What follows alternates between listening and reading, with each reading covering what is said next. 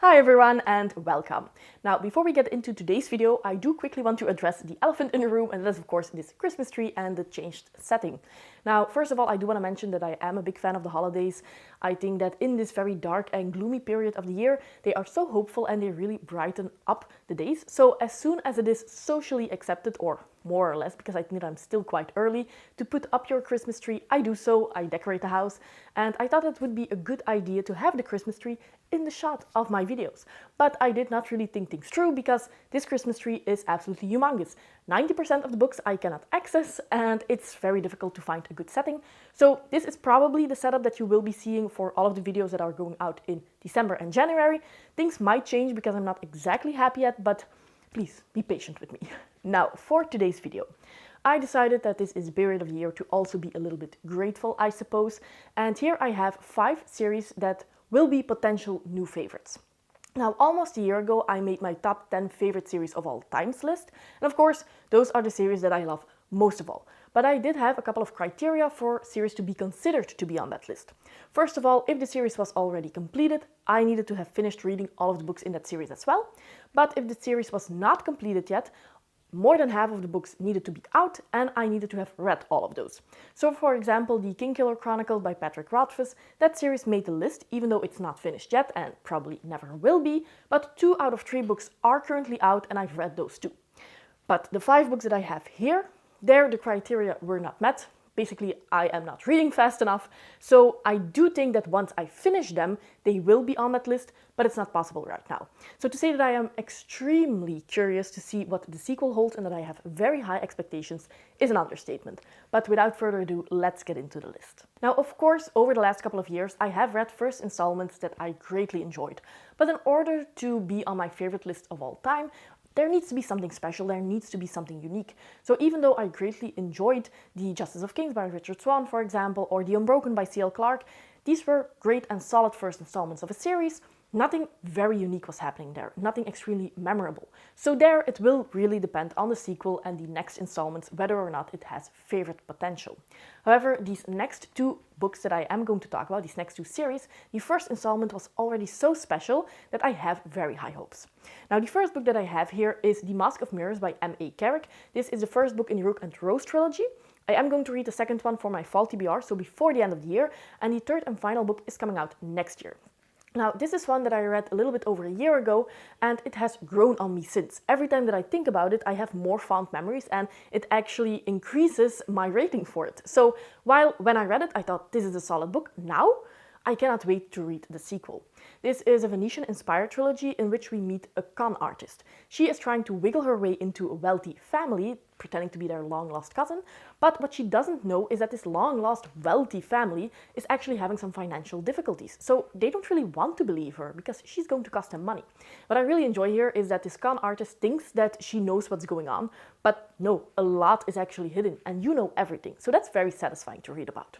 I really enjoyed the setting as well. The Venetian setting felt very fresh, but the magic system was also extremely special. It has a dark vibe to it, and there is a connection to dream worlds.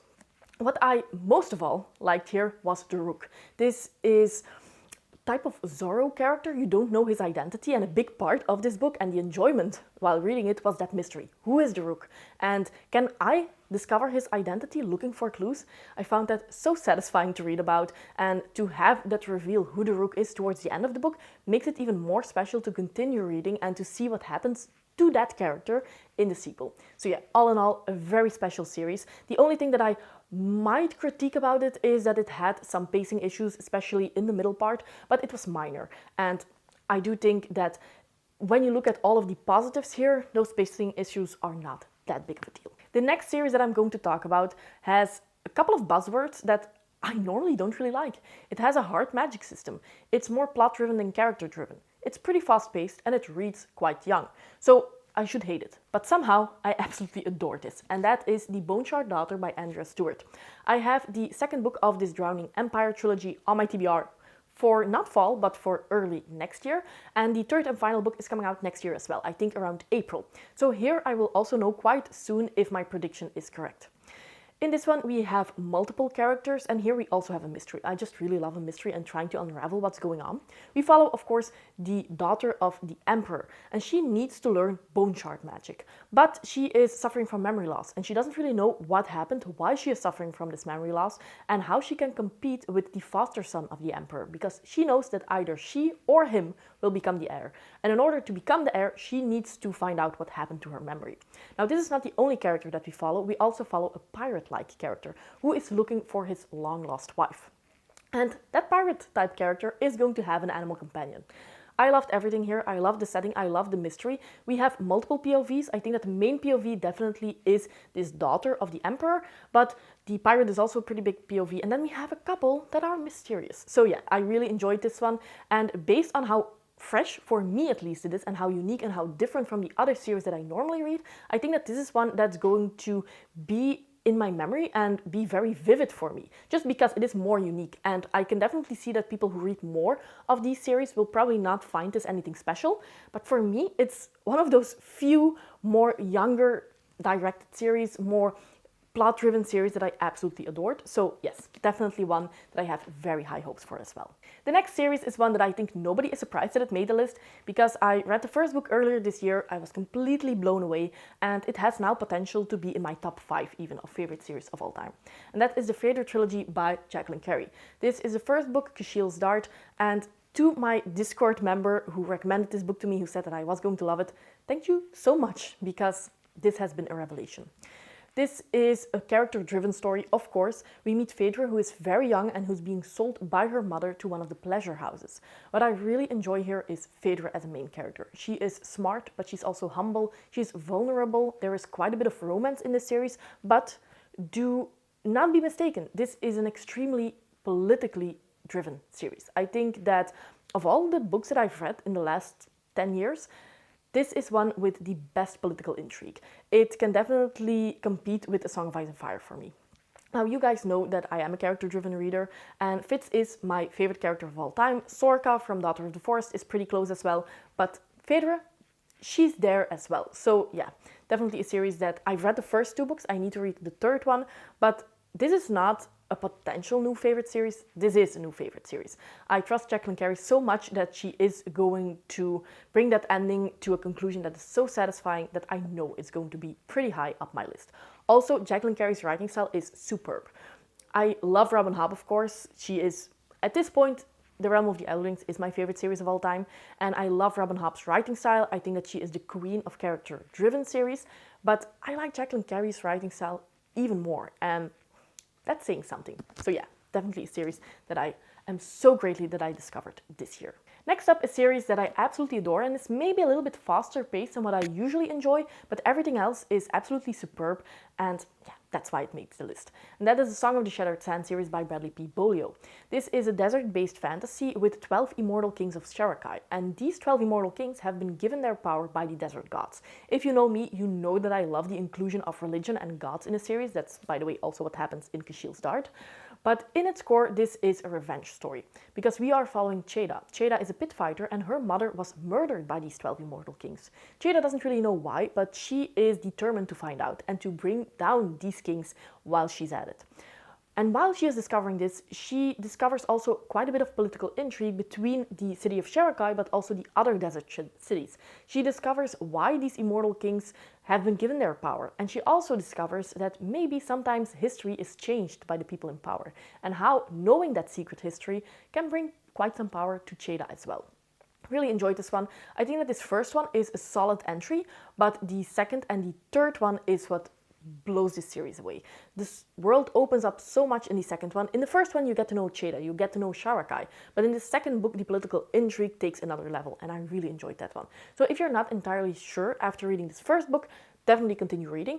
I need to read the fourth one, I think, right now, and then I have 5 and 6, so I'm halfway through at this point. This is definitely quite dense series. There's a lot that you need to remember, because the political intrigue and the amount of characters that you have here, it's not easy, but it is worth it. Next up, I have another series with a lot of political intrigue. Definitely a common thread throughout the series that I absolutely adore. And that is the Dandelion Dynasty series by Ken Liu.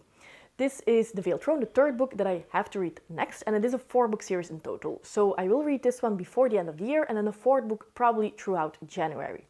Now, recently I had the pleasure of talking to Ken Liu, and he is such a smart man. He's definitely more intelligent than me. He knows so much about history, he knows about politics, he knows about philosophy, and I definitely can see that in these works. This is a Chinese-inspired fantasy series, and especially the first book is actually heavily inspired by actual history, where we have a rebellion against the Empire of Dara in this case.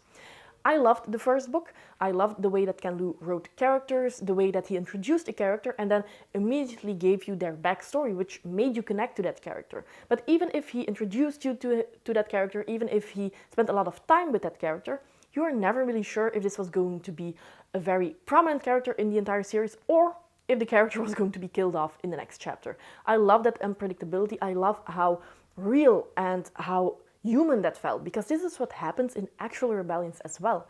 I really enjoyed Ken Liu's writing style, and even though I enjoyed that first book, and it was my top 10 of 2021 at the time, The Wall of Storms brought it to another level. There, the world was opened up again, and the things that Ken Liu introduces to the story, how he uses magic, because we also have influences of the gods, of course, how he uses technology as well, and how he explains magic versus technology. I love this series, and again, this is one that I am, like Kushiel's Dart, like the Favorite Trilogy, 99% sure that it is going to be on my top 10 list of all time. It's not a potential one, it's happening. And how that will change my top 10 list, I'm very curious about that. So these are the 5 series that I have extremely high hopes for and that I think will be on my all-time favorites list when I finish them in 2023. Please let me know if you've read any of these or if you have a series of your own that you're currently reading through and you think, once I finish it, this will be one of my favorite series of all time. If you want to see my current all-time favorites list, you can watch that one right here. As always, I do hope that you enjoyed this video and see you next time. Bye!